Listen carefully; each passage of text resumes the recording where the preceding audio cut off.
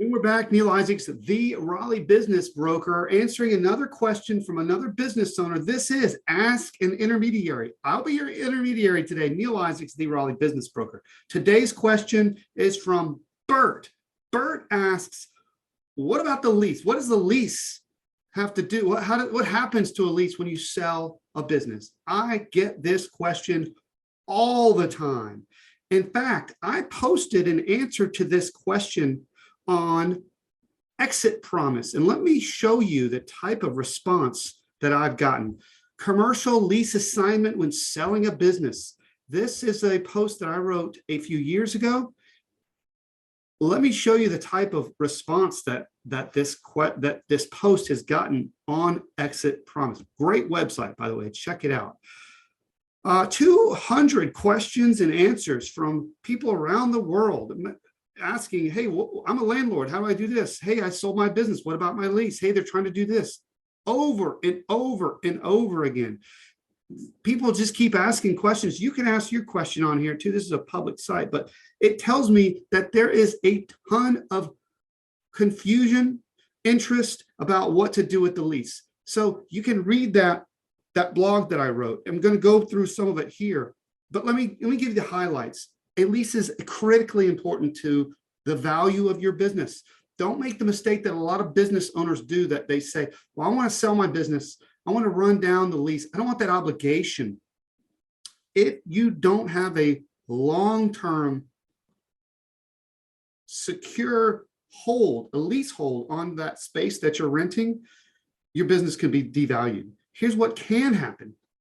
You could go to market with your business for sale with 1 month left on your lease, and your business buyer could say, hey, instead of buying your business, why don't I just go to your landlord and make a deal with them and tell them I'll pay a little bit more starting in 1 month. You have no obligation to the space after 1 month. So that landlord could cut you out. They could say, thank you for being a great tenant. Your time here is expiring. I'm going with this other person. Bye-bye. That's going to put you in a major predicament. You could have zero consideration for all of your hard work. For that reason, I strongly advise you, even if you're trying to sell your business, to secure your space for the long term at the best rate you can. And I would have you pay attention to your personal guarantee. Be very mindful of your personal guarantee. This is a surprise that business owners get stuck with. When you sign a lease, it usually says that you and your company will pay the rent for as long as you're signing up for. If it's 10 years, your company guarantees to pay the rent for 10 years. Normally, there is a personal guarantee along with that. This means if you close your company, you will personally pay the rent for the next 10 years or however long you agree to. When it's time to extend the lease, I would recommend that you ask your landlord to remove their personal guarantee. Tell them, my business has proven itself. You no longer need me to personally guarantee this lease. Landlords don't like this. They understand why you're doing this, but you can still request this.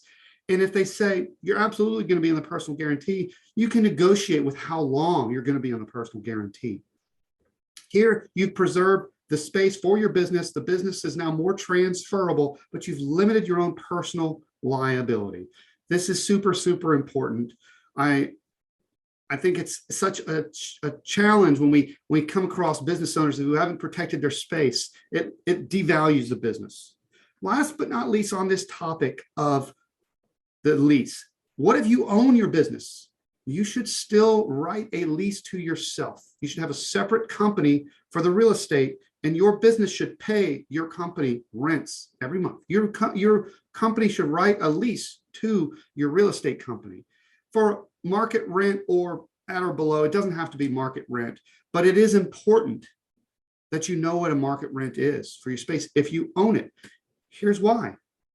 If somebody buys your business and then they're going to need to pay rent, you're not going to give them the space. The business needs to bear the cost of that space. So having a lease, there's tax advantages, there's legal advantages of doing it this way. This is the proper way to do it.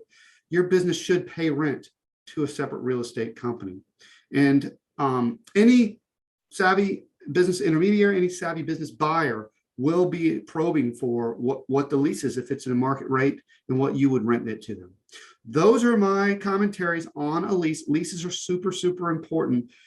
Protecting your space is super important. If you have questions about this, reach out to me, Neal Isaacs, the Raleigh business broker. If you have a confidential question, direct message me.